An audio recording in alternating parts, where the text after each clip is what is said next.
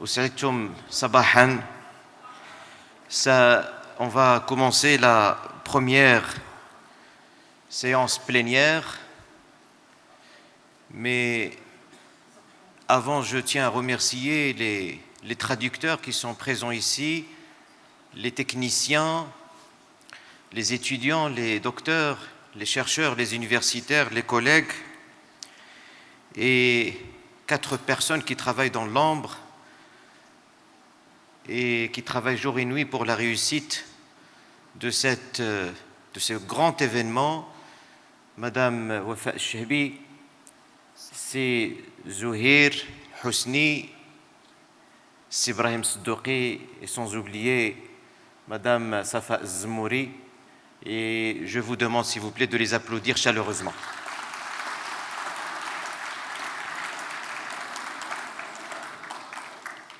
C'est grâce à eux que vous êtes là. Hein. Alors mon ami, l'ancien président de l'université Ibn Tufayl, le doyen des doyens, un homme de plume, un orateur hors pair, professeur Abdelrahman Tenkoul, qui est doyen de la faculté des sciences humaines et sociales de notre université, va modérer cette première séance plénière. Je demande à mon ami Michel Capasso de rejoindre l'estrade. Je demande aussi à Madame Rodi Kracha de rejoindre l'estrade, Monseigneur Khalid Akshe de rejoindre l'estrade, professeur Abdelila Ben Arafa, l'ambassadeur Marc Green et notre ami Amadou Lamine Sall. S'il vous plaît. Excellences, Mesdames et Messieurs, bonjour. Placé sous le haut patronage de Sa Majesté le Roi, que Dieu l'assiste, ces rencontres dédiées à l'Alliance des civilisations se sont avérées foncièrement stimulantes et motivantes. Il me semble que des choses très fortes ont été dites hier, qui ne sont pas de l'ordre du discursif, mais plutôt de l'historique et de l'épistémique. Dit autrement, on n'a pas fait dans le cliché, ni dans la rhétorique de circonstance. Les propos tenus hier étaient surtout profonds, sérieux et graves, parce qu'il fallait mettre la vérité au centre de la réflexion pour mieux faire apparaître l'enjeu du sujet principal retenu pour ces rencontres, à savoir la refondation de la confiance. Ainsi, hier, des jalons ont été posés en termes de valeurs à revisiter, d'altérité à réinterpréter et de quête de formes de cohabitation à initier par-delà nos référentiels d'origine et nos appartenances. Car tout le défi est de destituer l'ordre du scepticisme assassin et de réintroduire la bonne foi en l'autre qui n'est en fait que notre semblable. C'est par ce geste même que le tropisme vertueux de l'homme pour l'homme peut se substituer à la haine tellement dévastatrice aujourd'hui. Aussi me semble-t-il que la singularité de ces rencontres est d'avoir permis de dire que le monde va mal, certes, mais on ne peut accepter qu'il glisse vers l'abîme, que le monde passe par un dérèglement violent, certes, selon l'expression d'Amin Maalouf, mais on ne peut décréter la fin de son histoire. Tout au long de celle-ci, c'est-à-dire tout au long de l'histoire, il y avait toujours des sages qui, mus par la passion de l'éthique, du spirituel et de l'esthétique, veillaient au bien-être de l'humanité. D'une certaine manière, la métaphysique y a contribué aussi, bien qu'elle fût souvent fustigée. Elle a eu le mérite, la métaphysique, de soulever une question essentielle que je vous invite à méditer. Lorsqu'on la regarde aujourd'hui, sous l'angle des désastres qui menacent notre existence, on ne peut en effet que mesurer toute l'importance que revêt cette question que je vais énoncer pour le salut de notre devenir. Cette question n'est autre que celle que Leibniz, le philosophe, avait soulevée au XVIIIe siècle et reprise au XXe siècle par le philosophe allemand Martin Heidegger. Cette question dit ceci: pourquoi y a-t-il quelque chose plutôt que rien? Pourquoi y a-t-il quelque chose plutôt que rien? On creusera dans tous les paradigmes les réponses significatives à donner à cette question importante, mais le semble qui nous paraîtra le plus pertinent et le plus parlant est sans doute le suivant. Si ce quelque chose existe, c'est pour qu'il soit précieusement conservé, porté toujours au plus haut du sommet de sa valeur. Ce quelque chose qui existe, bien entendu, c'est la Terre, c'est l'homme, c'est l'univers. Le premier panel de cette matinée, que je vous invite à suivre, s'inscrit dans la perspective de cette question. Pourquoi y a-t-il quelque chose plutôt que rien? Il a pour intitulé le panel de ce matin, le premier: vers une alliance pour la paix, voie avec ES, vers la construction de sociétés pacifiques, cohésives et justes à travers l'avancement du dialogue interreligieux, interculturel et intercivilisationnel. La répétition, vous l'avez constaté, de l'adverbe vers une alliance, vers la construction, dans le titre. La répétition de l'adverbe vers dans la formulation de cet intitulé n'est pas anodine et n'a pas été choisie accidentellement par le professeur Abdelhaq Azzouzi, président de notre chère Alliance des civilisations. L'adverbe vers pointe une direction et implique une action. Dans le contexte de la thématique de nos rencontres, il présuppose une élévation vers, voire un arrachement, un affranchissement. Ainsi, faire confiance signifie en quelque sorte sortir de soi-même, aller vers, sortir de soi-même et des certitudes qui sont les nôtres, en acceptant une part de risque. Parce que quand on fait confiance, il y a bien évidemment une part de risque à prendre, nécessaire dans toute relation de toute façon. L'accomplissement de ce geste créateur d'espoir et de représentation positive exige, comme l'a dit si bien le professeur Moustapha Bousmina hier, de passer de parti pris du rejet à celui du projet. Or, pour ce faire, on n'a pas seulement besoin d'une éthique, d'une morale, mais aussi d'une sorte de ce que j'appelle une pensée tensive, une pensée qui tend vers. La tensivité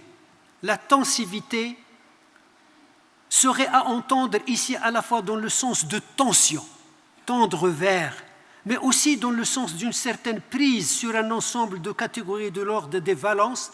Le terme est bien connu par nos amis chimistes, Bonhamidi en l'occurrence, Bousmina et d'autres. Donc un ensemble de catégories de l'ordre des valences, des valeurs, des modalités et des passions. À ce niveau-là s'impose inéluctablement le dialogue, comme travail sur soi, parce que le dialogue est d'abord un travail sur soi avant qu'il soit sur l'autre, et donc à s'affranchir des pesanteurs, des dogmatismes inhibiteurs qui freinent notre élan vers l'autre. Les questions qui se posent alors à nous sont les suivantes. Par quel cheminement, culture, religion et civilisation peuvent-elles susciter la confiance, la consolider et l'augmenter? Deuxième question, comment peuvent-elles rassurer face aux risques que présente un monde de plus en plus gagné par la recherche de l'intérêt, le goût du triomphe et où tous les coups sont permis? Tous les coups sont permis. Pour débattre de ces questions et d'autres, mes collègues ici présents vont chacun apporter un éclairage à partir d'un angle précis. Je commencerai d'abord par donner la parole à son Excellence Michel Capasso, président, maintenant que vous le connaissez très bien. Il a remis hier les prix de la fondation États-Unis du monde, et qui est un acteur principal, je dirais, de la Méditerranée et de la promotion des valeurs de dialogue, d'interculturalité et d'interreligiosité. Et je le remercie beaucoup de sa présence parmi nous, parce que sa parole est importante.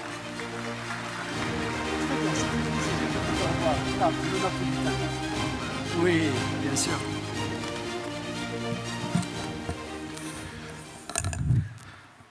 Je vais parler surtout aux jeunes qui sont au fond de la salle. J'avais écrit un petit discours, mais c'est trop formel. Ce n'est pas à date au jour de l'histoire difficile que nous vivons. Et alors, pour moi, c'est mieux ce matin ouvrir mon cœur et, avec la force du cœur, parler à vous jeunes et vous dire ma petite expérience il y a 40 années pour le dialogue et pour la paix et quels sont les défis et les espoirs pour le futur. Nous vivons aujourd'hui avec une immense famine d'amour et de joie. Un égoïsme suicidaire se trouve dans tous les parties de la société. Et donc, il est très difficile pour les jeunes de penser au futur. Une fois, le positif, c'était partout. Quand j'étais jeune, avec mes amis, nous tous étions plongés dans le positif. Aujourd'hui, il est difficile de le trouver. Vous, jeunes, devez être des chasseurs du positif. Parce que partout, surtout sur les médias, il y a des nouvelles terribles. Les guerres, les pandémies, les injustices sociales. Une liste infinie qui, tous les matins, fait nous plonger dans la tristesse et dans le désespoir. Qu'est-ce qu'il faut faire? Nous avons réalisé le rêve, je l'ai dit hier, des États-Unis du monde. Il s'agit d'un travail de 40 années et nous sommes arrivés le 18 novembre de l'année 2022 à l'approbation de part de 181 pays et 16 000 organismes de la société civile d'une constitution basée sur les droits et sur les devoirs des habitants de la planète. Et dans cette constitution, il y a l'article fondamental qui c'est pour les jeunes. Les jeunes qui aujourd'hui doivent être la protagoniste de toutes les politiques au niveau de la planète et au niveau des nations, n'importe où. Il y a dans la Constitution des articles importants, par exemple la conversion et la conversion écologique. On appelle cette conversion. Il ne s'agit pas de transition énergétique, comme on dit encore aujourd'hui dans des papiers de l'Union européenne, des Nations unies, n'importe quelle institution internationale. Il faut se convertir à une nouvelle méthodologie de vie. Conversion écologique signifie par exemple faire une déperdition de l'eau, utiliser l'alimentation sans la perdre et un équilibre des ressources pour donner à tout le monde le droit à l'alimentation, à l'eau, à la vie. Les autres conversions concernent, je suis en tant qu'ancien architecte, ingénieur, urbaniste, concernent les cadres de vie. Les villes ne doivent être seulement des villes où il y a des palais, où il y a des places. Il faut toujours étudier les modalités de vie et créer des espaces pour la convivence pacifique des gens.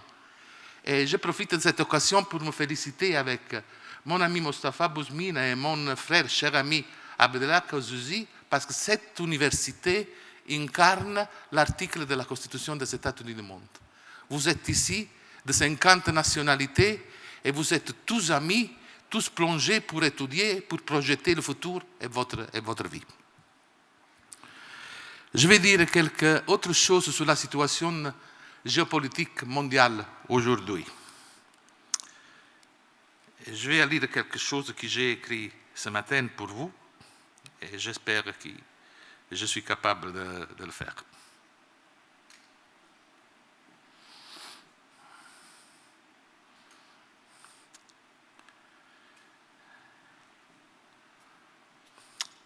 L'un des problèmes de ce moment difficile de l'histoire du monde qui entrave le dialogue pour la paix est la médiocrité, l'ignorance et souvent la mauvaise foi d'une grande partie de ceux qui nous gouvernent.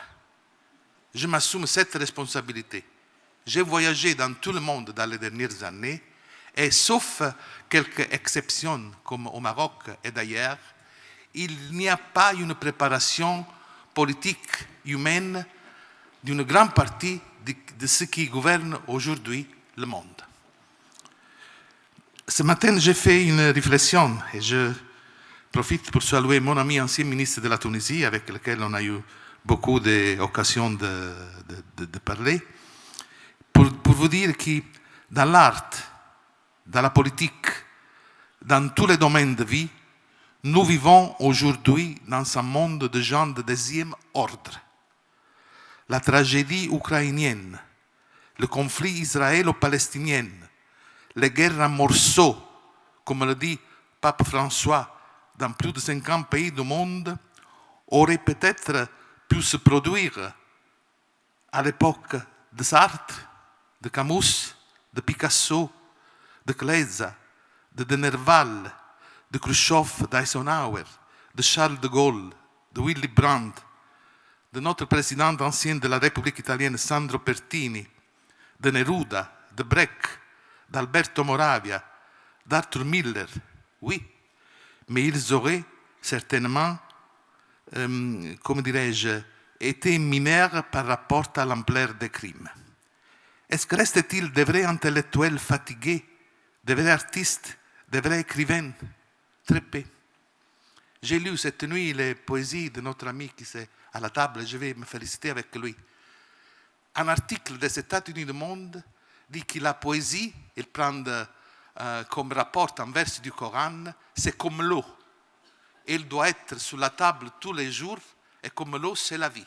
Donc la poésie comme vie. Imaginez-vous la difficulté de faire signer à des pays un article sur la poésie. Bon, nous sommes réussis à faire ça et je suis très, très heureux de ce que on est aussi capable à faire. Donc, vous, jeunes, devez être chasseurs du positif. Mais pour faire ça, il faut dialoguer avec vous. Et la difficulté est que, aussi dans les universités, aussi dans les écoles, il n'y a pas un vrai dialogue avec les jeunes. Les jeunes sont tout plongés dans ces nouveaux moyens de communication. Ils ont perdu la joie de se voir dans les yeux, de parler les unes avec les autres. Tout le monde utilise ces moyens suicidaires pour rapporter des sentiments, des émotions. Bon, l'intelligence artificielle peut faire tout ce que nous voulons, mais on ne peut pas traduire les émotions de notre cœur. Et alors, c'est les émotions qu'il faut valoriser parce qu'aujourd'hui, il y a un dérive d'aller à une dérive. Je vais terminer en vous disant qu'un grand problème, sont les moyens de communication, comme je vous ai dit. La base du dialogue pour la paix est avant tout une formation correcte. Dans ce cas, par exemple, informer que le simple dégagement de 18 millions de tonnes de décombres causés à Gaza par les bombes israéliennes prendra 24 années pour que toute la zone sera polluée à jamais. En Ukraine, il faut 148 années pour récupérer l'ancien pays. Et l'argent qui a été dépensé pour les armements était suffisant pour éliminer la pauvreté du monde des fois. Donc, ce sont des éléments de réflexion avec lesquels je vous remercie et je vous dis qu'il faut tous ensemble faire une grande chaîne d'amour pour sauver ou sauvegarder la terre et assurer à nous tous la paix.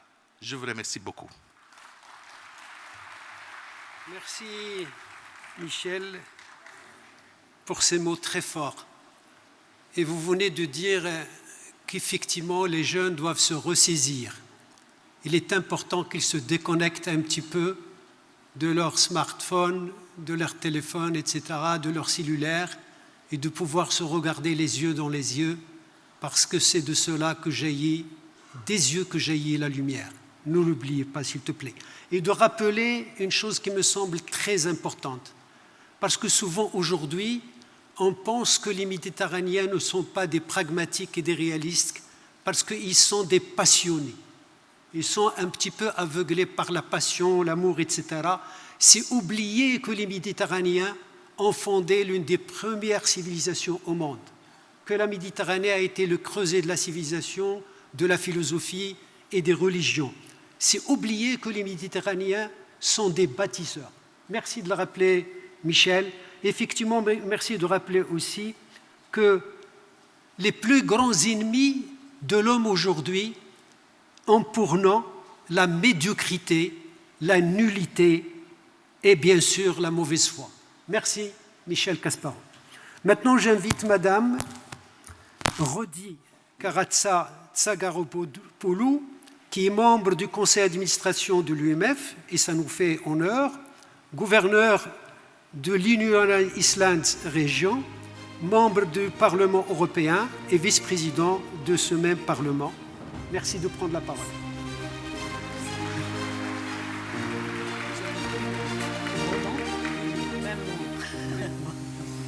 Excellences, Messieurs, Mesdames, chers étudiants, chères étudiantes, permettez tout d'abord d'exprimer ma gaieté de cœur de me trouver à Fès, à cette ville magique dont toute son identité culturelle et historique reflète le sens des journées qui nous réunissent ici sous le thème de rencontres pour l'Alliance des civilisations.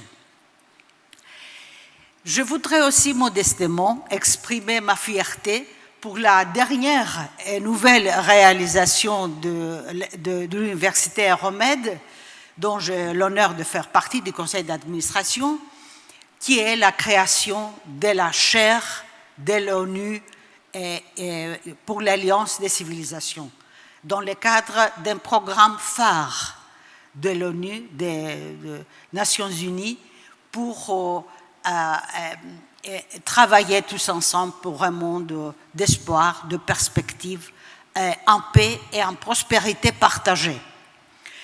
Messieurs, Mesdames, je pouvais pleinement adhérer à tout ce qui a été dit depuis hier sur la signification de promouvoir l'alliance des civilisations et sur les valeurs de paix et de considération pour un monde qui doit dépasser les tensions, les hostilités et offrir des perspectives de prospérité à ses habitants. Et je pense que je ne vais pas répéter, seulement affirmer ma conviction à ces valeurs et ma promesse de continuer à travailler pour leur application. Je pense que nous devons tous ensemble de travailler, expliquer aux jeunes ce que c'est l'Alliance des civilisations. Ce n'est pas un projet pour nous mettre tous à vivre ensemble dans une uniforme, mais au contraire, les valeurs de l'Alliance des civilisations, promouvoir un monde uni, en harmonie et en diversité. Mais pour que ce projet soit réalisé et appliqué et conduit la vie des États et des citoyens, il faut que tous les membres acceptent et appliquent les droits de l'homme, la Charte des Nations Unies et considèrent comme moteur dans le comportement politique, civique, religieux, le respect de l'autre. Alors, je pense qu'elle a une tâche que la chaire de l'Université Romède doit entreprendre, c'est vraiment d'analyser et dialoguer sur le vrai sens du motto et du projet des Nations Unies sur l'Alliance des civilisations. on peut vivre notre valeur humaine, les valeurs éthiques, les valeurs morales de notre religion, de notre identité historique et culturelle, mais en acceptant les valeurs qui font le fondement du monde moderne, qui sont les valeurs de la Charte des droits de l'homme. Et je veux mettre l'accent sur la religion parce que le dialogue religieux et la promotion de cette valeur humaine et morale dans la diversité et en harmonie, c'est vraiment toutes les religions, les 3 religions qui se sont exprimées, auxquelles on s'est référé depuis hier, mais les autres dogmes, les autres confessions dans le monde doivent travailler ensemble pour donner cette assurance aux jeunes qu'elles ne sont pas en contradiction avec la paix universelle et le respect de l'autre, mais au contraire, elles contribuent à ce que ça se réalise. De l'autre côté, je pense que pour donner un sens et une survie, un avenir à cette alliance de civilisation, il fallait créer un comité, un observatoire de l'application de ces valeurs.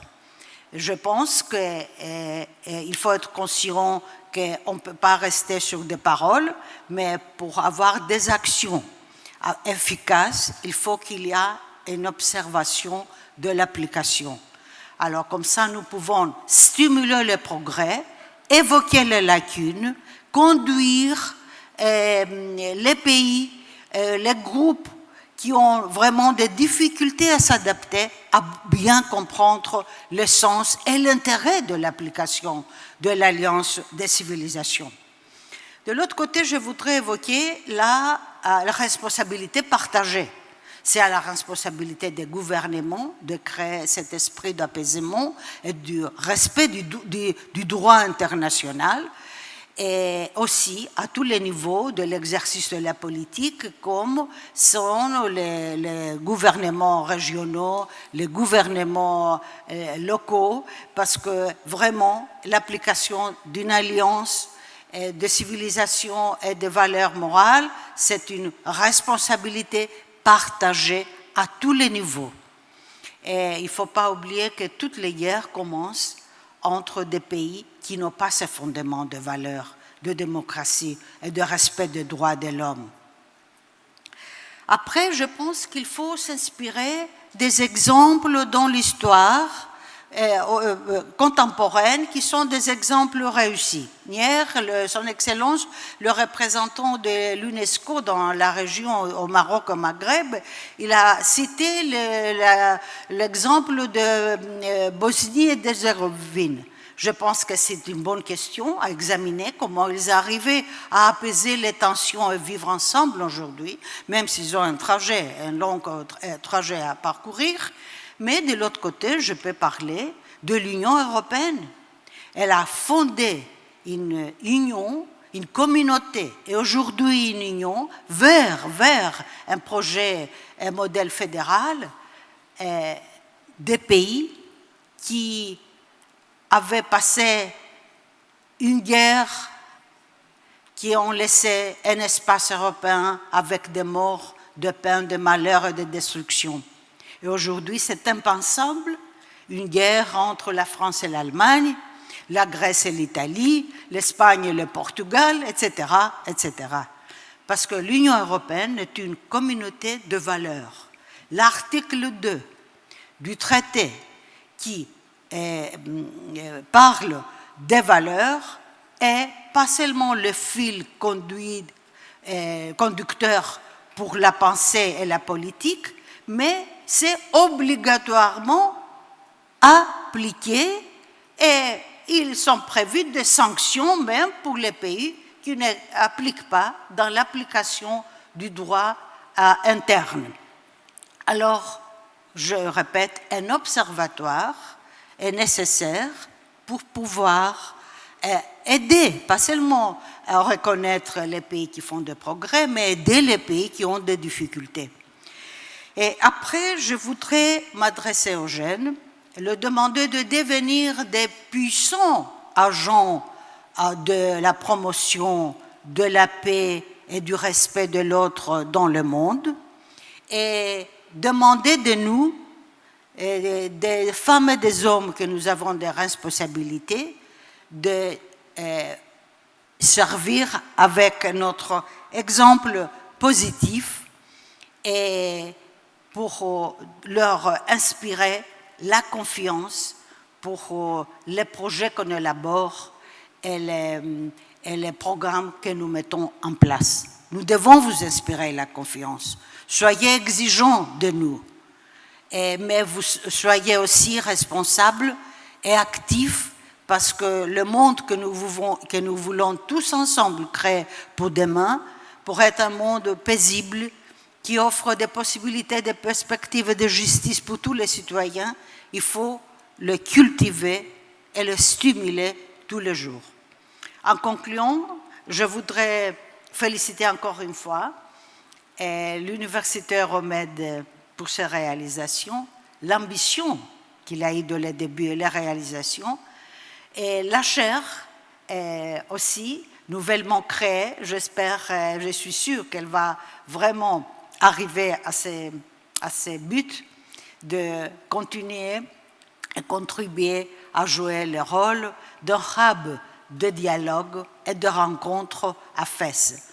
Et je suis sûre que le projet rêvé, impulsé par le roi Mohamed VI, et je le dis ça parce que j'ai suivi dès le début la conception et la réalisation du projet, doit arriver à réaliser son ambition, qui est une ambition pour le Maroc, et pour la région tout entière, la région du Maghreb, qui a besoin aussi d'un profond dialogue, d'une coopération, et pour notre chère Méditerranée, qui devra redevenir le berceau de valeurs du monde. Merci beaucoup, messieurs et mesdames.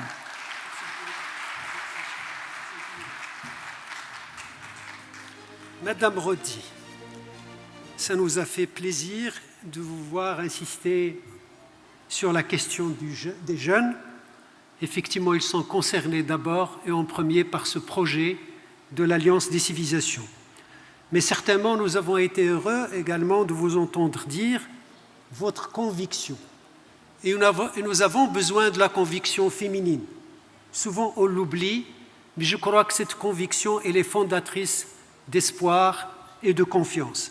Vous avez souligné également la nécessité de la création d'un observatoire qui va être dédié justement à la question de l'Alliance des civilisations pour voir quel usage en est-il fait, quels sont les obstacles et quelles sont les perspectives qu'une telle alliance permet d'ouvrir. Mais vous avez dit aussi que le respect du droit international est la condition sine qua non nous permettant justement d'élever au plus haut niveau cette question de l'Alliance des civilisations. Merci beaucoup, Madame.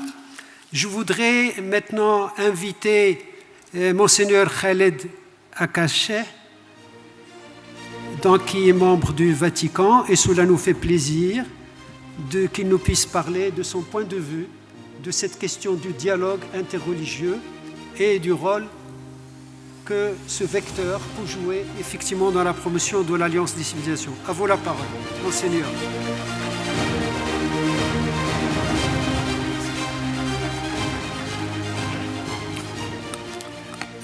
Je voudrais d'abord adresser une parole aux jeunes, étudiantes, étudiants. En vous regardant, je pense à mes nièces et à mes neveux. Et je dois dire à la difficulté de ce dialogue intergénérationnel, mais qui est en même temps nécessaire et très beau.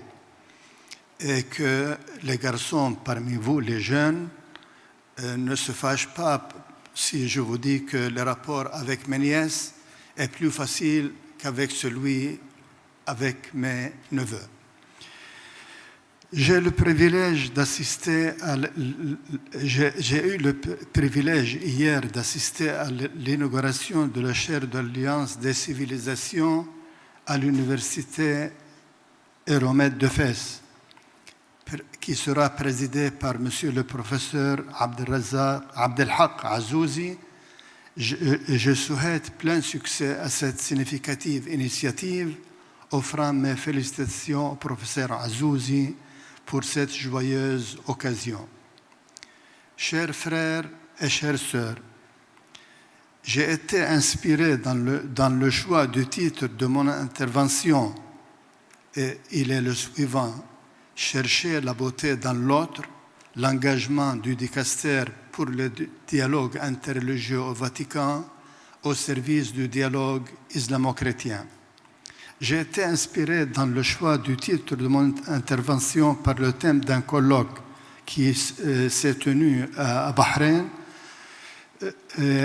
promu par le Centre Roi Hamad pour le vivre ensemble pacifique, par le Vicariat apostolique de l'Arabie du Nord et par l'Ordre de la Sainte Trinité et des captifs. Chercher la beauté qui est dans l'autre signifie, entre autres, aller au-delà de la tolérance, concept et terme jamais en usage au dicaster pour le dialogue interreligieux. L'effort de chercher et de trouver la beauté que Dieu a mis en toute personne, en toute religion, en toute culture, va aussi outre l'acceptation mutuelle qui est sans doute de beaucoup meilleure que la tolérance. La recherche de la beauté dans l'autre ou de l'autre implique aussi de reconnaître ce qui est vrai et bon en lui, en sa culture et en sa religion s'il est croyant, et aussi en la saine philosophie qu'il adopte s'il est incroyant ou diversement croyant. La beauté, dans son sens large, que je me suis proposé à chercher dans le musulman, est celle qui lui provient de son appartenance à l'islam, c'est-à-dire parce qu'il est musulman. Ceci signifie la beauté qui existe en l'islam comme telle.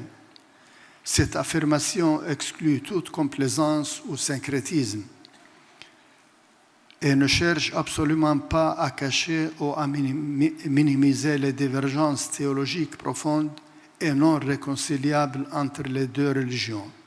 Toutefois, ce n'est pas l'objet de mon intervention ou de notre colloque.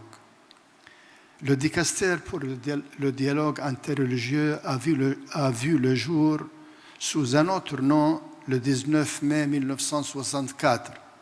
Au cours du Concile Vatican II, la déclaration du même concile sur les rapports de l'Église catholique avec les religions non chrétiennes, Nostra Aetate, du 28 octobre 1965, est arrivée l'année suivante.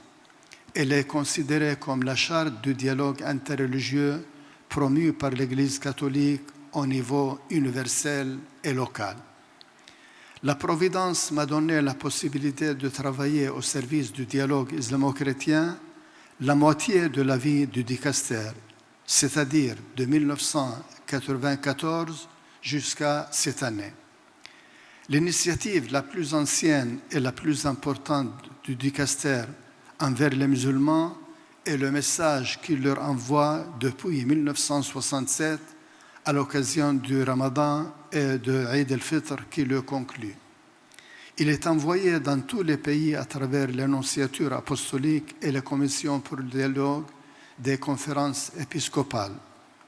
La rupture du jeûne, l'iftar, est une occasion de rencontre, de partage et de joie, aussi pour les amis chrétiens des musulmans qui expérimentent la bonté et la générosité de leurs voisins ou amis musulmans.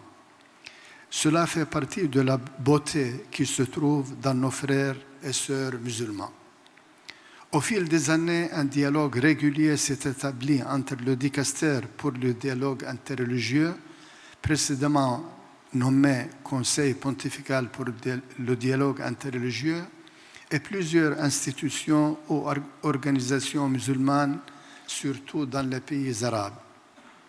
Étant sur le sol marocain, c'est un joyeux devoir de mentionner d'abord la visite de deux papes à ce noble pays, celle du pape Saint Jean-Paul II en 1986, à l'invitation du feu Sa Majesté Hassan II, et puis la visite de Sa Sainteté le pape François le 30 et 31 mars 91, invité et accueilli par Sa Majesté le roi Mohammed VI.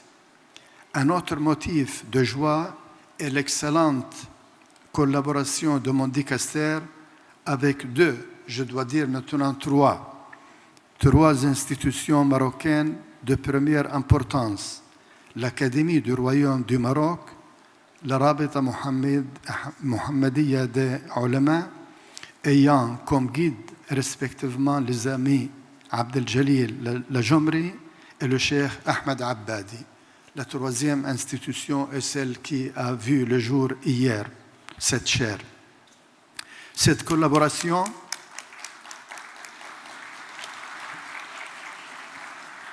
jouit évidemment pour nos partenaires marocains de la bénédiction de Sa Majesté le roi Mohammed VI, qu'il me plaît de saluer à partir de cette tribune.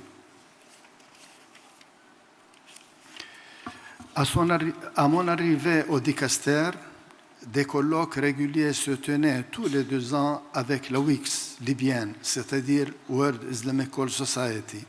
Les rapports sont actuellement suspendus, comme vous le savez, à cause de la situation politique du pays. Il en va de même pour les partenaires iraniens du dicastère, l'ICRO, Islamic Culture and Relations Organization, Téhéran, à travers leur centre pour le dialogue interreligieux et interculturel. Pour ce qui est de la longue période de collaboration, le 12e colloque conjoint s'est tenu à Rome en novembre dernier sur le thème « L'éducation des jeunes, surtout dans la famille, un défi pour chrétiens et musulmans ». Les participants ont été reçus par le pape François, comme il est d'ailleurs habituel en ces cas, car être encouragé par le pape à continuer sur le chemin d'un dialogue sincère est de première importance pour nous comme pour nos partenaires. La Commission pour les rapports religieux avec les musulmans, dont je suis le secrétaire, qui se trouve au sein du dicastère, est un rappel important des rapports spirituels qui unissent chrétiens et musulmans d'après les paroles du pape Jean-Paul II. Elle a été établie par le pape Paul VI en 1972. Il s'agit d'une espèce de think tank catholique avec 8 consulteurs qui proviennent des 5 continents pour réfléchir sur la situation de l'islam et des rapports entre chrétiens et musulmans à travers le monde. Le Forum catholique musulman, alors, notre modérateur m'avertit. Une collaboration significative est celle qui existe entre le dicastère et la Ligue du monde musulman qui a son siège à la Mecque. Alors, le temps à ma disposition m'oblige à me limiter à mentionner les autres partenaires du dialogue, le Conseil des sages musulmans Abu Dhabi, les Awqaf d'Irak, l'Institut royal pour les études interreligieuses Amman, Jordanie, le Centre international pour le dialogue interreligieux Astana, Kazakhstan. La même limitation du temps ne me permet pas de nommer les institutions et organisations avec lesquelles le dicastère a des rapports de collaboration sans pour autant que ce soit de manière stable et structurée. Le beau, le vrai, la noblesse que Dieu a mis dans mon frère et ma sœur musulmans sont un don pour eux et pour nous tous. Que Dieu soit loué et vous tous et toutes remerciez pour votre aimable écoute.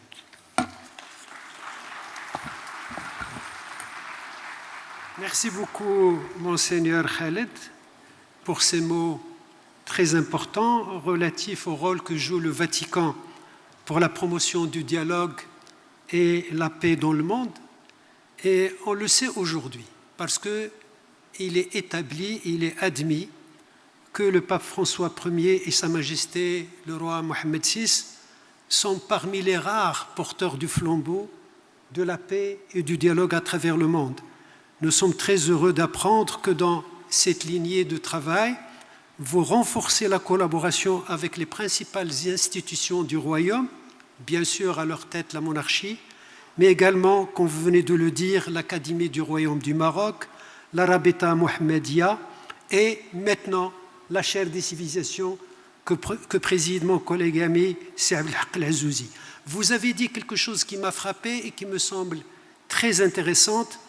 Vous avez dit qu'il ne faut pas craindre les divergences. Effectivement, il ne faut pas refouler les divergences. Moi, j'appellerais cela les résonances spécifiées entre religions.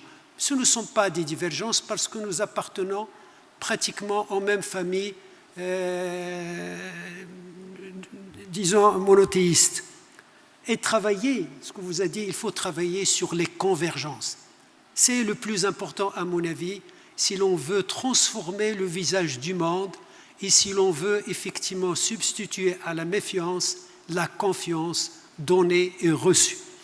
J'invite maintenant mon ami Khalid Ben Arafa. Khalid Ben Arafa, c'est lui, c'est Rodi, Khalid, si, Ben Arafa. Oui, c'est vous,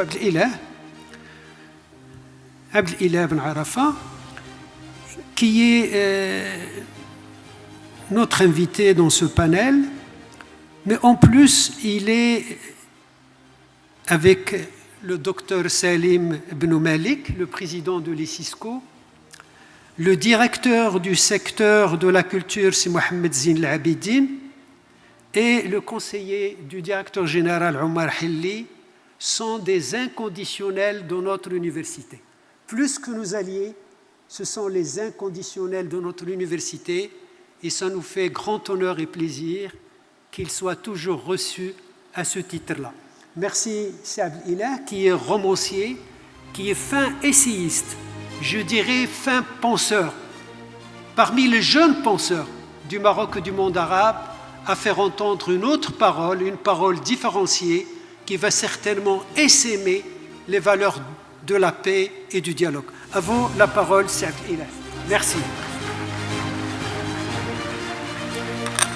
بسم الله الرحمن الرحيم. اسمحوا لي سأتحدث باللغة العربية لأن هذا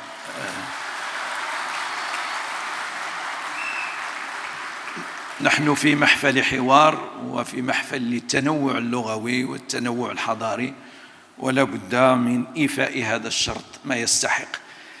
الشكر أولاً، أجزل الشكر لهذه الجامعة العريقة التي تربطنا بها علاقات تعاون كبيرة، ابتداء من الرئيس وجميع الإخوة سي عبد الحق العزوزي، سي عبد الرحمن طنكول، وجميع العمداء والأساتذة وأيضاً الطلبة، وقد قمنا بعدة أنشطة بالتعاون.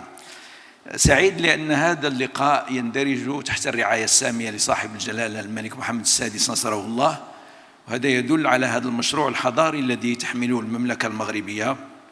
والشكر لوزارة الشؤون الخارجية لأنها طرف أساسي في هذا اللقاء. عنوان مداخلتي هو أنني أخذت بعض الحرية في إعادة عنونة هذه الجلسة، فبدل من أن يكون من أجل تحالف من أجل السلام، أنا سميت هذه الورقة من أجل تحالف عالمي لإعادة بناء الثقة. لا يكاد نختلف بأن الجميع ينشد السلام ويهدف إلى السلام، لكن للوصول إلى السلام لابد من بناء الثقة بين الأطراف، وهذا أمر في غاية الأهمية. أنتم تعلمون أن الأمن الجماعي هو أحد المكتسبات التي حددها ميثاق الأمم المتحدة غداة الحرب العالمية الثانية، لكن هذا الهدف السامي طبعا ما اعتوره من عوائق ومن مشاكل. واليوم نحن نطرح هذا السؤال في إطار تصور آخر. تحدثنا دائما عن حقوق الإنسان، لكن التصور السائد لحقوق الإنسان هي أنها حقوق فردية، واليوم هناك جيل جديد من الحقوق له طبيعة جماعية، ومن بين هذه الحقوق الحق في السلام، فهو حق للمجموعة البشرية وليس فقط لأفراد طبعا لكل فرد الحق في أن يعيش آمنا، ولكن أيضا للجماعة البشرية أن تعيش سالمة آمنة. إذن هذا النوع من الحقوق الذي سميناه حقوق الإنسانية، كالحق في التنمية، الحق في التراث، الحق في الثقافة، الحق في بيئة نظيفة، هذه حقوق جماعية تفترض اجتهادات جديدة على مستوى المنظومة الحقوقية.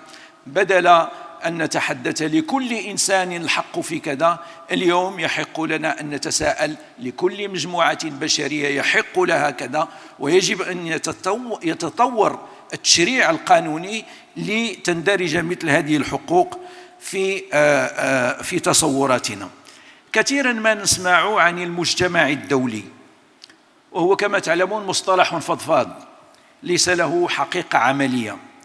على العكس، هناك فضاء عالمي مشترك نعيش فيه بين الجميع.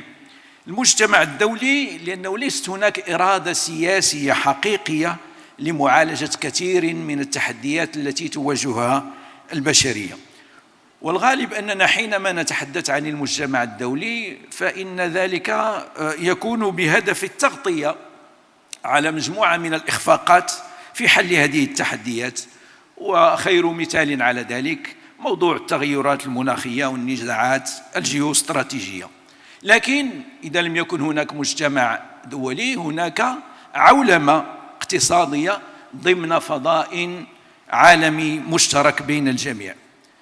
لكن الغائب في هذا الفضاء هو وجود حوكمة اقتصادية عالمية. ولا شك أن القضايا العالقة وتعطيل الإرادة الدولية في مفاوضات المتغيرات الدولية المناخية وعدم الالتزام بقاعدة أن من يلوث هو الذي ينبغي أن يدفع كلفة هذا التلوث. أنتم رأيتم في عدد من المفاوضات العالمية تعثر هذه المفاوضات بسبب عدم الالتزام بهذه القاعدة الأخلاقية العادلة التي يمكن أن تؤسس لمجتمع دولي تسود فيه هذه العدالة. إذن في ضوء هذا الوضع، كيف يمكن بناء الثقة من جديد؟ بناء الثقة يحتاج إلى مصداقية، فهي شرط أساسي.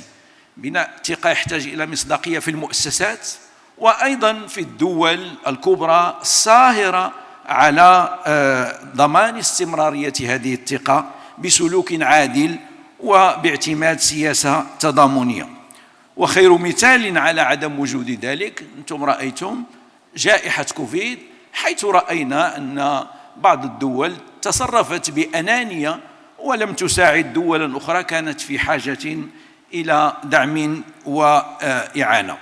من أسباب عدم الثقة يمكن أنتم في المجال العلمي وفي الجامعات نعلم أن أحد أسباب عدم وجود الثقة هو عدم ثقتنا في مصدر المعلومة وضعف الطريق الموصل إليها.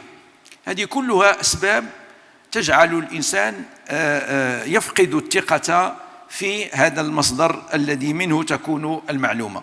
أيضا من أسباب عدم الثقة عدم الثقة في المستقبل الناتج عن هذه التحولات المتسارعة. اليوم نتحدث عن الانتقال الطاقي، عن التغيرات المناخية، عن التحول في التعليم، عن التحولات الاجتماعية، التحولات الاقتصادية، أننا دخلنا في مرحلة أصبح فيها التحول جزءا من التخطيط الاستراتيجي، وهذا يولد نوعا من عدم وجود الثقة.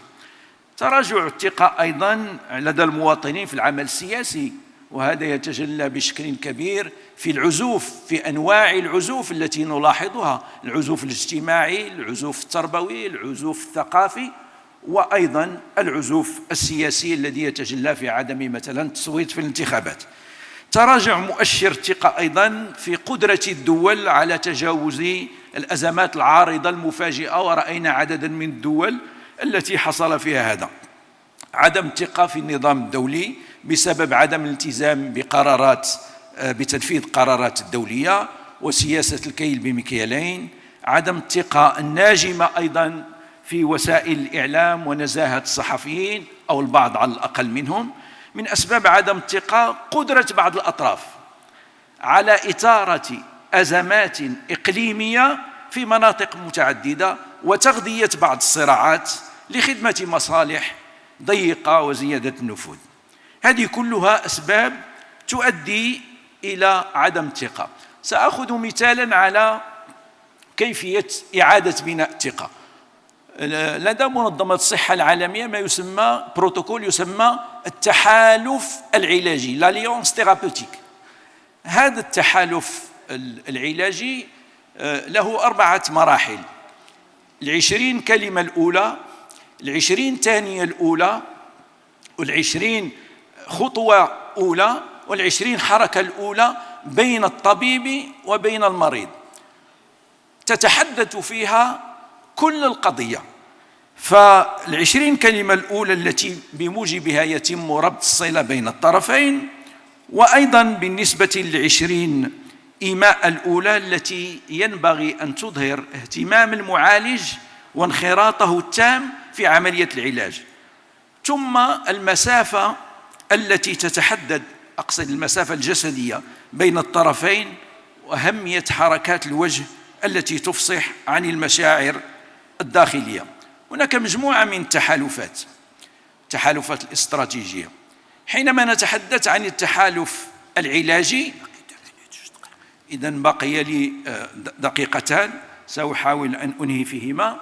اليوم العالم مريض، ويمكن أن نعتبر أنفسنا جميعا مرضى، وأن نعتمد هذا التحالف العلاجي ألا نحدد من هو الطبيب ومن هو المريض، ولكن جميعا أن نعتبر بأننا نحتاج إلى هذا العلاج، وأننا نحتاج إلى 20 كلمة مفتاحية. ربما تكون أهداف التنمية الأممية خير مدخل للقيام بهذا العلاج أو التحالف العلاجي. في الختام أقول: لضمان تحالف يعتمد على الثقة في بناء السلام، ينبغي الاهتمام ببنية التحالف وإطاره وشكله والمدة القانونية لكل تحالف. هذا شيء ضروري لكي يتم هذا التحالف على أسس سليمة. وأخيراً أسرد لكم بعض المبادرات التي قمنا فيها في الإيسيسكو من أجل السلام. اطلقنا مبادرة اليوم العالمي للرحمة في 21 من أبريل كل عام، برنامج سفراء الإيسيسكو الشباب من أجل السلام، إطلاق مبادرة المجتمعات التي نريد، ومبادرة الإيسيسكو للرياضة من أجل التأثير الاجتماعي. وأصدرنا بالتعاون مع الرابطة المحمدية للعلماء التي ذكرها المونسينيور خالد عكاشة أول موسوعة عالمية لتفكيك خطاب التطرف. وأنشأنا مركز الحوار الحضاري في المنظمة، وأطلقنا مفهوم اسمه الدبلوماسية الحضارية من أجل الوصول إلى هذا الحق الذي تحدثنا عنه، وهو الحق في السلام. وأخيراً مبادرة السلام 360 درجة من القول إلى الفعل، تحقيق تآزر وتعزيز الشراكات من أجل السلام. هذه عناوين فقط لبعض ما نقوم به في منظمة الإيسيسكو خدمة للسلام. أشكركم مرة أخرى على حسن استماعكم، والسلام عليكم.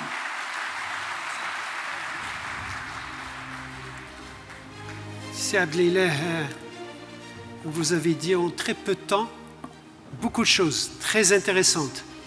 Vous nous invitez d'abord à déplacer les concepts, ne pas seulement parler de droits de l'homme, mais de droits des communautés.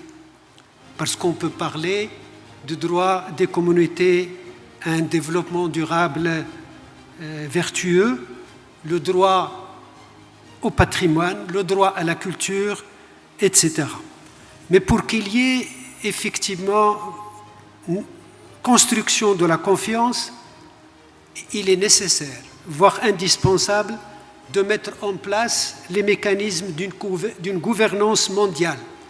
Une gouvernance qui ne soit pas portée par une justice à deux mesures, mais une justice réellement égalitaire qui prend en compte tous les intérêts des nations, qu'elles soient petites ou grandes. Et vous avez pointé un certain nombre d'éléments qui remettent en question la confiance, notamment l'impossibilité d'accéder à l'information, le monopole de l'information, ce sont là des causes, effectivement, qui remettent en question la confiance. S'ajoute à cela ce que vous avez appelé les mutations économiques, les mutations sociales, les mutations culturelles. Tout cela a entraîné donc un recul de la confiance et qui se manifeste notamment dans le champ politique, où les jeunes commencent à se désintéresser des élections et de tout ce qui permet la mise en place d'un gouvernement démocratique élu par le peuple.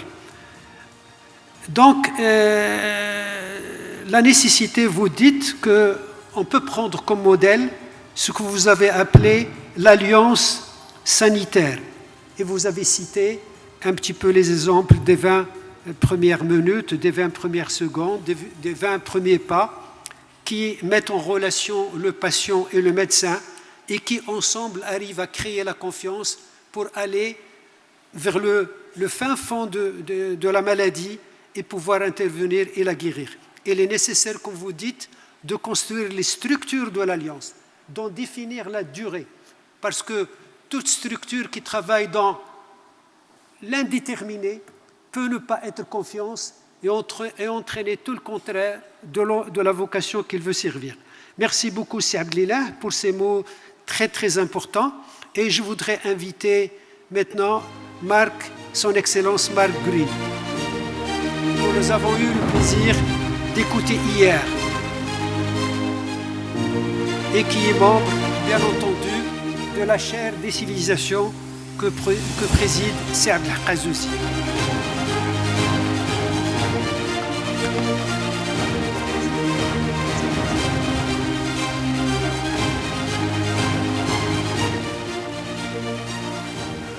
Thank you. It is good to be here with all of you. As I said last night, as an American, my French is bad and my Arabic is much, much worse, so you'll have to bear with me. And as an American, I'm rather plain-spoken. Here are a few thoughts.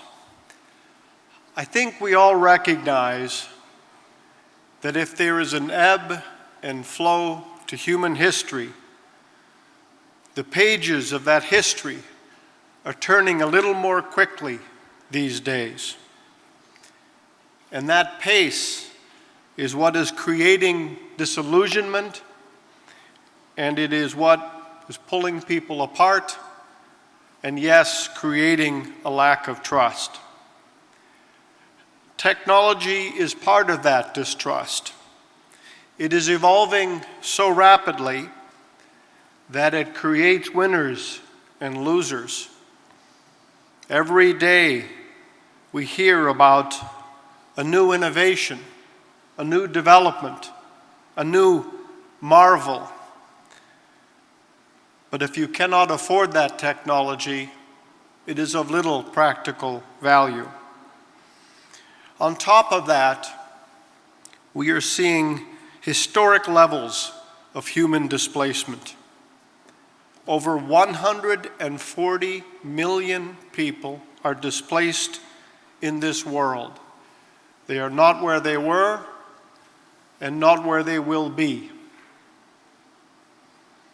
400,000 children were born as refugees last year, and many more were born internally displaced.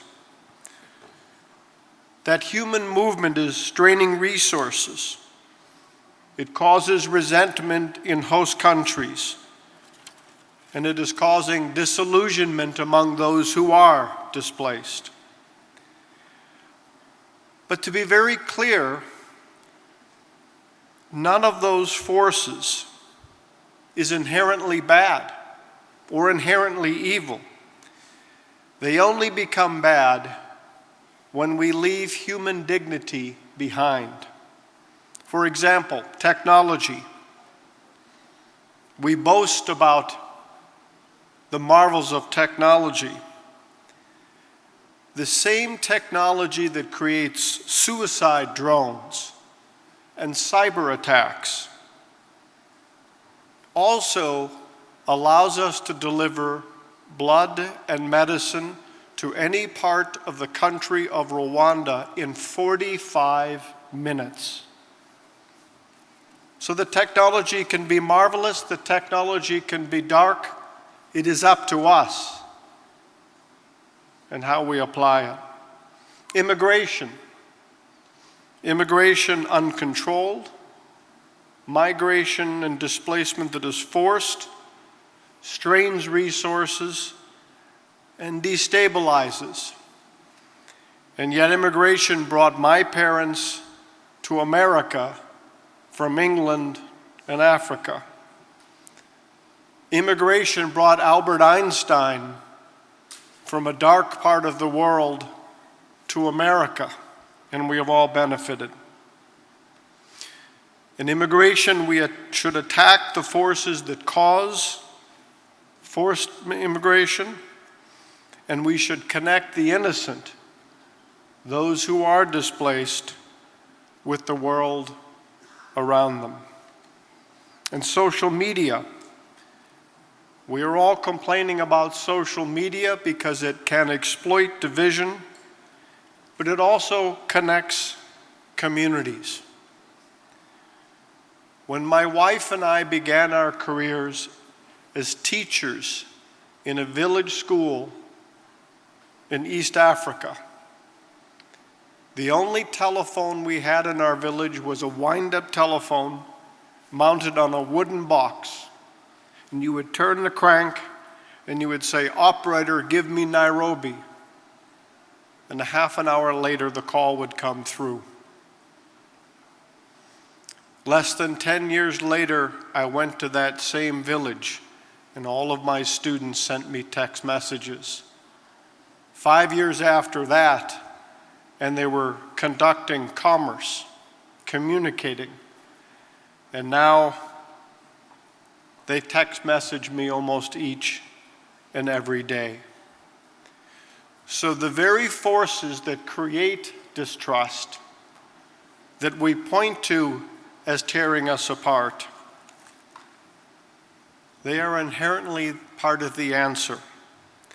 So, what are the answers, particularly for our young people here today? You will not find the answers at a conference.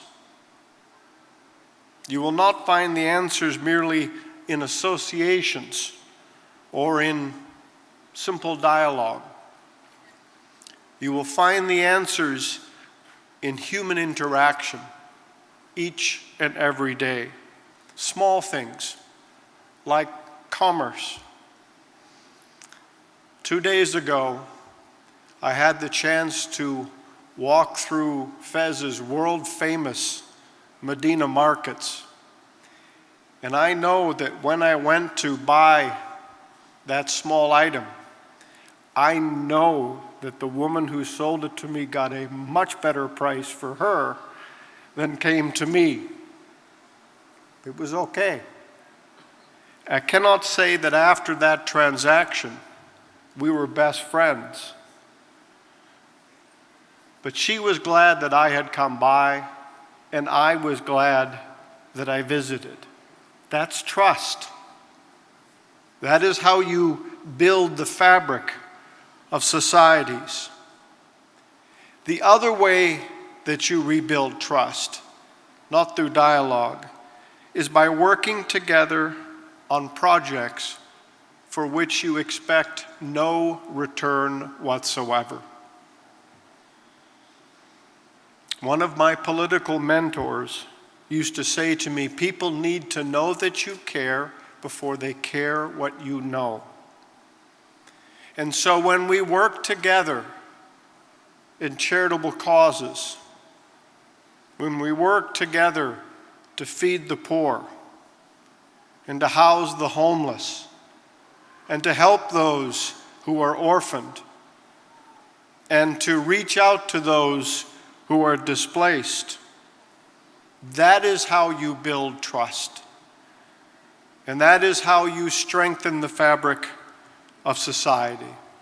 And finally, for our young people today who are here, you will determine whether this alliance is successful, not by what you see here, but by what you do after you leave. Challenge us. Take that technology and apply it to uses that we have never thought of. That is how we rebuild trust. Thank you. Thank you. Thank you very much. Excellence. Your French, it's not very bad than my English. I try to translate. Ce que j'ai retenu, mais vraiment par bribes, très éparpillé, et vous m'en excuserez, c'est l'insistance sur l'intercommunication par l'humain et l'immigration, les médias sociaux. Les réseaux doivent être au service de cette interconnexion et cela s'adresse bien sûr à nous tous, mais particulièrement aux jeunes qui ont trop tendance à faire confiance aux nouvelles technologies. Merci, Excellence. Je voudrais maintenant inviter un grand ami du Maroc, appartenant à un grand pays ami du Maroc qui est le Sénégal, mais aussi un grand poète. Et vous le savez très bien combien nous avons besoin de poésie pour sauver le monde.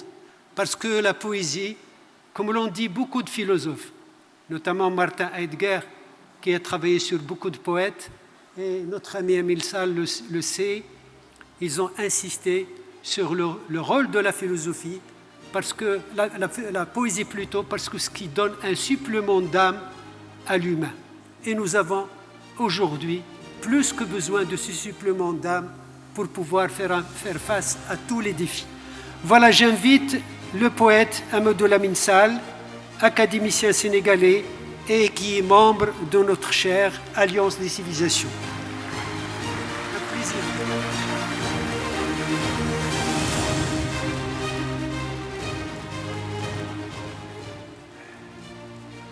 Mesdames et messieurs, l'avenir du monde, c'est la jeunesse.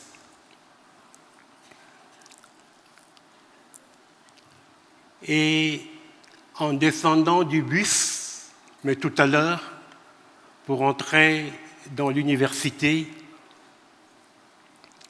je me suis dit que la création de la chère Alliance des civilisations par l'université Euromède devait se concrétiser par quelque chose de concret. J'ai pensé qu'il devrait y avoir une stèle dans cette université qui serait construite dans cette université pour que la jeunesse, pour que les générations et les générations qui viendront après nous et qui seront dans cette université, dans ces jardins, dans ces bâtiments, voient cette stèle et y lisent que la paix seule a puissance pour unir les civilisations. Vous trouverez la formule qu'il faudra mettre sur cette stèle. Mais la naissance de cette chère alliance des civilisations est un éblouissement. Et cet éblouissement doit se concrétiser au sein de cette université. Mesdames et messieurs, le temps est grave. Je me suis posé la question de savoir pourquoi les technologies avançaient à un pas de géant, alors que ceux qui les construisent, l'homme, lui, il recule. L'homme recule, l'homme entre dans la barbarie, ou presque. Il suffit de regarder notre monde pour s'en rendre compte tous les jours. Plus les technologies avancent, plus la science avance, plus la pensée avance et plus l'homme qui l'a créé recule. Que se passe-t-il? Qu'est-ce qui se passe dans ce monde? Je me suis posé la question. Voici donc que la ville de Fès nous accueille avec ce sourire marocain qui est le soleil du cœur.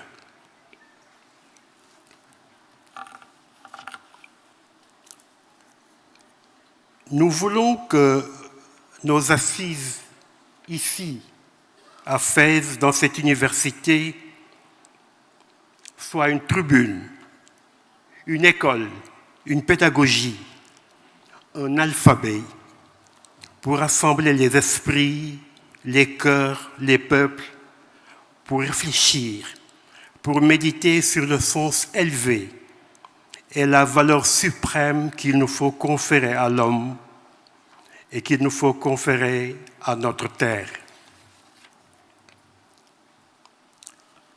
Mesdames et messieurs, je ne voudrais pas, pour ma part, déspiritualiser ce qui se passe depuis hier dans cette université de Fès, en cette douloureuse année 2024, mais qui s'achève. Partout, des drames, partout des tragédies, partout des guerres. Il est temps de mettre fin au deuil. À la vérité, il n'y a pas de pays en guerre. Il n'y a que des hommes déconnectés de l'humain, des hommes ivres de haine, ivres de rejet, ivres de domination. On retiendra du millénaire précédent l'échec radical des systèmes philosophiques et politiques qui ont nié la primauté de l'esprit. Ces systèmes-là ont interné les poètes, tenu la main et l'esprit des peintres, arrêté le cadastre des dramaturges et les scénarios des scénaristes. Ils ont figé les consciences dans la logique bureaucratique, idéologique et guerrière. Ils ont cherché à dissoudre les filiations spirituelles. Et ces systèmes-là ont fini dans la ruine. Mesdames et messieurs, la guerre n'est pas notre avenir. C'est la paix qui est notre avenir.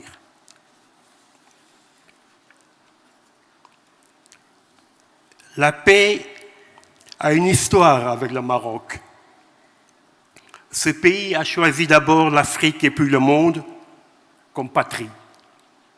Voilà pourquoi aujourd'hui, ici, nous sommes heureux de venir allumer avec l'Université Euromède la flamme de la paix. L'art de vivre, de concevoir et de recevoir le monde occupe ici, au Maroc, toute leur place. Il s'agit aujourd'hui pour nous de s'aimer ou de périr. Il s'agit de valoriser et d'honorer l'homme en osmose avec l'épanouissement de l'esprit scientifique. J'ai toujours pensé qu'il est plus courageux de faire la paix que de faire la guerre. Le prix de la paix est plus noble que le tribut de la guerre.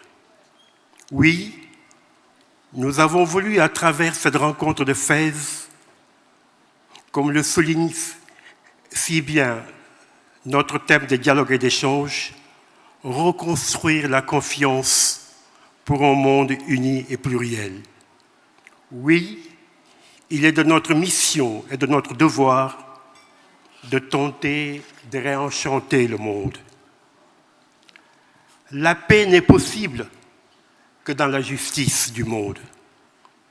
Si les rencontres de l'Université d'Euromède de Fès sur l'Alliance des civilisations ont tenu à convoquer l'attention des États, des gouvernements, des institutions internationales sur la nécessité et l'urgence de la paix, c'est qu'il faut davantage élaborer les armes de prévention qui pourront nous aider à gagner.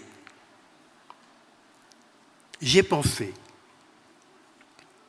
que l'Université Euromède de Fès, avec sa chaire de l'Alliance des civilisations, devait lancer ici, sous le patronage éclairé de Sa Majesté le roi Mohamed VI, et qu'il soit béni, un grand prix international de la paix pour l'Alliance des civilisations. Je pense que ce prix doit être créé au Maroc et il serait décerné chaque année à un État, un gouvernement, une institution nationale ou internationale ou à des acteurs qui auront œuvré pour la paix et sa quête permanente. Je jette cette bouteille à la mer.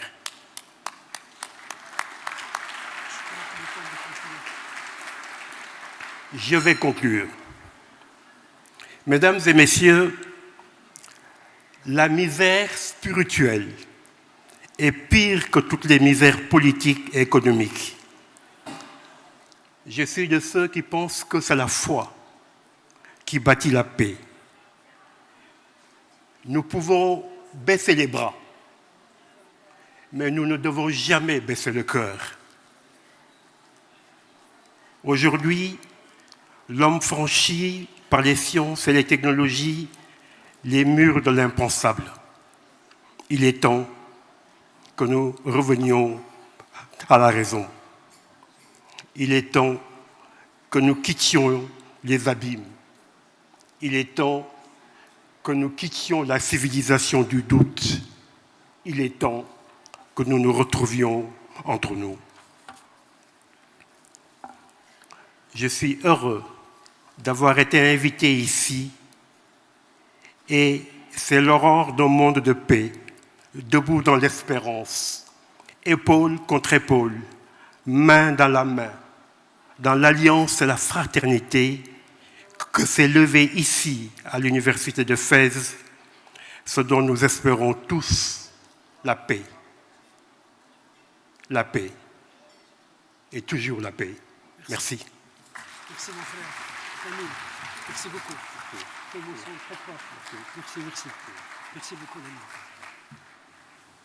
Avec votre permission, je voudrais inviter 2 étudiantes et 2 étudiants venir ici poser quelques questions à nos amis concernant tout ce que vous avez entendu, à la fois comme propositions, suggestions, conseils. Donc je vous attends 2 garçons et 2 filles, s'il vous plaît.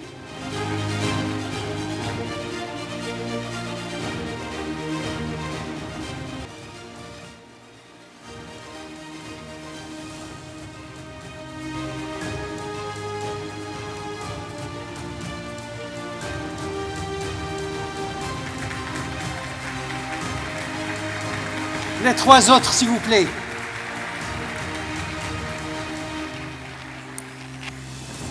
On commence. Votre nom? Koni Fofana. Donc c'est elle qui va poser la première question et les autres vont certainement suivre. Brièvement, s'il vous plaît. Mesdames, Messieurs, merci de pouvoir nous donner la parole. Je voudrais soulever un point sur les nouvelles technologies. Et est-ce que vous pensez réellement que les nouvelles technologies ne permettent pas aussi de développer certaines valeurs et de transmettre certaines valeurs? Par exemple, aujourd'hui, nous pouvons filmer cette assemblée, vos discours et propager la paix dans le monde via les nouvelles technologies. Donc voilà, c'était surtout pour souligner une atténuation sur les nouvelles technologies. Voilà. Merci beaucoup, Fofana. Deuxième question, s'il vous plaît. Vous pouvez rester avec nous. Vous pouvez rester. Ah, deuxième. Allez-y. Votre nom, s'il vous plaît? Dieu merci. Dieu merci. D'accord. Dieu merci. Bonjour, excellent professeur, excellent messieurs et dames. J'ai l'honneur de prendre la parole aujourd'hui. Je vais poser la question, disons, à mon papa, au dernier intervenant. Vous avez dit à peine que pour maintenir la paix, on peut baisser les bras, mais on ne doit pas baisser les cœurs. Dans quel sens parliez-vous? Je vous remercie. Merci beaucoup, Dieu, merci. Omeima Fdel. Hello, everyone. It's such an honor to be with you today. So my question is about what's the role does education play in fostering a culture of peace? That's it, and thank you. Merci beaucoup, Oumeima. La dernière question, certainement la plus intéressante. Allez-y, venez.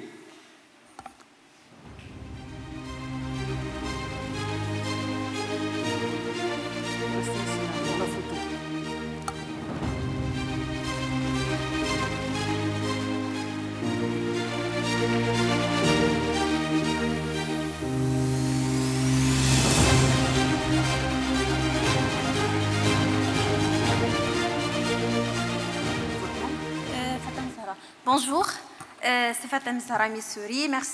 J'ai l'honneur d'assister aujourd'hui à cette conférence. Merci aux professeurs pour leur intervention instructive. Donc, ma question, c'est à propos des mécanismes pour garantir le dialogue interculturel et religieux et son impact sur les politiques publiques. Merci. Merci beaucoup. Et une autre question, brièvement s'il vous plaît. Votre nom? Marwa Hidoua. Donc bonjour à tous, heureuse et très fière de mon université aujourd'hui. Donc ma question est, quel serait le premier pas concret de la chaire de l'Alliance des civilisations? Merci beaucoup. Merci. Voilà un tout. Voilà. Non, on s'attendait à 4 questions, maintenant ça pleut de toutes parts, mais ça nous comble. Oui, bonjour à tous. Votre nom? Mon nom c'est Ange. Alors, je m'appelle Ange Yao. Je suis étudiant en 2e année doctorale au niveau de l'université Sidi Mohamed Ben Abdallah. Alors, je suis fort réjoui justement de l'occasion qui se présente aujourd'hui. Ma question déjà se présente sur 2 volets. Je fais juste un petit contexte pour pouvoir poser la question. Nous sommes dans un monde assez complexé. Quand je parle de complexe, je parle justement du fait qu'il y a une complexité justement de civilisation, de langue et une pluralité dans ce sens-là. Alors, tout à l'heure, nos chers papas étaient en train de faire comprendre que les civilisations, ils mettaient l'accent également sur les civilisations, mais aussi, alors si je prends, vous m'excusez d'être un peu long, mais si je prends le cas du Maroc qui a justement au sein une pluralité justement, que ce soit d'ethnie, de langue et bien d'autres, ma question se situe là. C'est que comment est-ce qu'on peut justement dans cette complexité trouver justement un point commun en ce qui concerne la paix? Comment est-ce qu'on peut justement dans cette complexité trouver une fusion entre toutes les langues et pouvoir justement parler de cette paix-là? Merci. Merci beaucoup. La toute dernière question. Je m'excuse pour les autres. Mesdames et messieurs, Mohamed Abourish, étudiant en 3e année sciences politiques. Donc, ma question est la suivante. Comment les initiatives d'interconnexion interreligieuse et interculturelle, comme celles portées par la chaire Alliance des civilisations, peuvent-elles être adaptées aux contextes locaux tout en maintenant une portée universelle pour promouvoir la paix durable? Merci. Bonjour à tous. Je m'appelle Ludovic Yedenou, je suis béninois. Grande est ma joie de prendre la parole ce matin. Depuis hier, nous avons eu à entendre beaucoup de choses concernant la paix et la sécurité dans le monde. Et personnellement, ma question va à l'endroit de la technologie parce que c'est ma première année au Maroc. Et en parlant avec le professeur Azouzi, une fois, il nous disait que avant, ses parents faisaient un long trajet pour pouvoir aller prendre des journaux afin de revenir à la maison. Mais moi, je me pose la question de savoir, avant, il n'y avait pas de prouesses connues dans le domaine de la technologie. Mais avant, les professeurs, les éminents professeurs que nous avons aujourd'hui ont su apprendre du moins ce qu'ils voulaient. Mais la question que je pose, c'est de savoir si retourner à cette manière-là où il n'y a pas de la technologie et les gens avaient une difficulté d'apprendre, est-ce la meilleure manière où embrasser la technologie? Merci. Bon, je m'excuse pour les autres étudiants et je voudrais m'excuser auprès également de mes collègues et amis qu'ils voudraient bien m'en excuser parce que je vais limiter la parole à M. Kasparov qui a été par l'ordre des interventions, a soulevé la question des jeunes. Donc, au nom de tous les panélistes, je l'envoie à donner une réponse synthétique. Monsieur Michael Kasparov.